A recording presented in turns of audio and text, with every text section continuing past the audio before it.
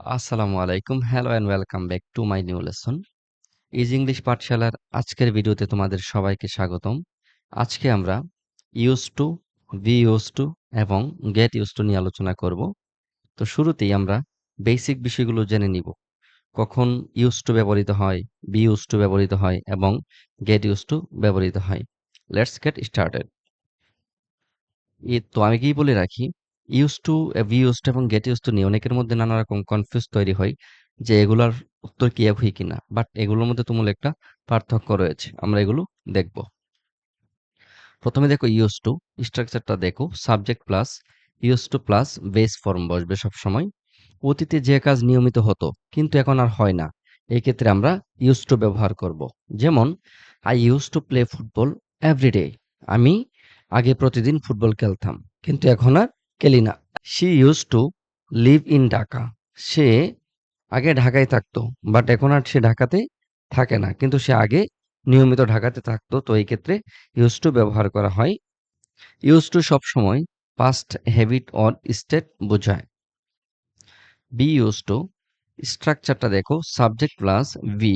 V মানে হলো M is আর, সবসময় মনে রাখবা বি মানে am is are, was were এর মধ্যে লুকোনো থাকে। হ্যাঁ, তারপর ইউজ টু প্লাস নাউন অথবা ভার্ব থাকলে ভার্বের সাথে আইএনজি হবে। কোনো কিছুর সাথে অভ্যস্ত হওয়া, এই ক্ষেত্রে আমরা বি ইউজ টু ব্যবহার করে থাকি। I am used to cool weather. আমি ঠান্ডা আবহাওয়ার সাথে অভ্যস্ত। তারপর she is used to driving at night. সে রাতে গাড়ি চালাতে অভ্যস্ত। এখানে ভার্ব সবসময় আইএনজি ফর্মের হয়, এটা সবসময় খেয়াল রাখবা। Get use to structure, subject plus get. গেটের পরিবর্তে এর আগে একটা অক্সিলারি ভার্ব হতে পারে, am is are, was were, যে কোনো একটা, সাথে গেটটা হয়ে যাবে গেটিং, অথবা পাস্ট টেন্স হলে হবে শুধু only goat. Used to plus noun অথবা যদি ভার্ব হয় ভার্বের সাথে আইএনজি হবে। ধীরে ধীরে কোনো কিছুতে অভ্যস্ত হয়ে যাওয়া, এই ক্ষেত্রে আমরা গেট ইউজ টু ব্যবহার করে থাকি। যেমন I am getting used to my new job. আমি আমার নতুন চাকরির সাথে অভ্যস্ত হয়ে যাচ্ছি। তারপর he got used to city life. সে শহরের জীবনযাপনে মানে অভ্যস্ত হয়ে গিয়েছিল অতীতের কোনো একটা কাজের ক্ষেত্রে, এই জন্য এখানে গট ব্যবহার করা হয়েছে। বাট এখানে ইউজ টু, ইউজ শব্দটা কিন্তু ফার্স্ট টেন্সে করা হয়েছে, এই জন্য তুমি চাইলেই এটাকে কিন্তু বলতে পারবে না এটা ফার্স্ট নট পাস্ট। এই যে এখানে তুমি মেইন ভার্ব দেখো, মেইন ভার্ব মূলত প্রেজেন্ট, এজন্য এটা প্রেজেন্ট। হ্যাঁ, I am getting used to my new job. আমি আমার নতুন চাকরির সাথে অভ্যস্ত হয়ে যাচ্ছি। এটা হলো সামনে কোনো কিছু অভ্যস্ত হয়ে যাওয়া ধীরে ধীরে। আর এই গট ব্যবহার করা হয়েছে এটা অতীতের জন্য, সে শহরের জীবনের সাথে অভ্যস্ত হয়ে গিয়েছিল। কম্পেয়ার চার্ট, কম্পেয়ারটা দেখলে তুমি আরেকটু ক্লিয়ার হয়ে যাবে এই বিষয়ে। ইউজ টু পাস্ট হ্যাবিট অথবা স্টেট, আগের কোনো অভ্যাস বা আগের কোনো অবস্থানের ক্ষেত্রে ইউজ টু ব্যবহার করা হয়। ইউজ টু স্ট্রাকচার হবে ইউজ টু প্লাস ভার্বের সাথে আইএনজি হবে। I use to watch cartoons.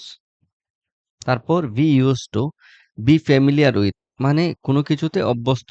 প্রেজেন্টে হতে পারে, পাস্টে হইতে পারে, এটা ভবিষ্যতেও হইতে পারে।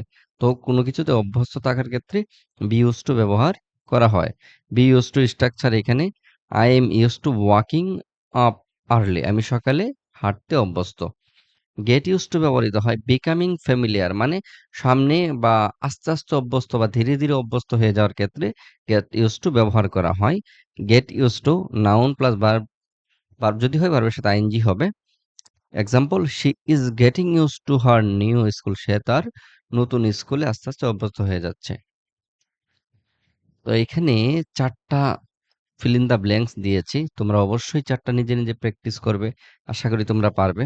তারপর আনসার করার পরে নিচে উত্তর মিলিয়ে দেখবে।